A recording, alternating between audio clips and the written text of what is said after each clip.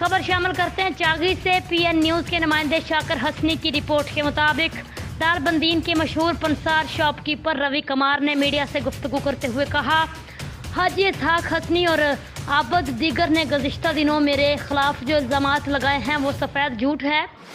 ये दोनों खुद ब्रोकर और जगाड़ियन हैं। पूरा दालबंदीन इनको जानता है। ये मेरे किरदार कुशी की है जो सरासर बेबुनियाद इल्ज़ाम है। मैं एक बिजनेसमैन हूँ, मेरी शॉप है और मेरे वसी कारोबार हैं। कारोबार में कर्जदारी होती रहती है। उनका कहना था कि ज़िला चागी एक पुरअमन इलाका है, यहाँ के लोग अमन चाहते हैं। अक़लियत अपने आप को महफूज समझते हैं, लेकिन अब चंद लोग हैं जो फेक नंबरों का सहारा लेकर हमें कारोबार नहीं करने देते, हमें डिस्टर्ब करते हैं। उनका कहना था कि मैं एक पुरअमन शहरी हूँ, मेरा किसी के साथ कोई झगड़ा नहीं है।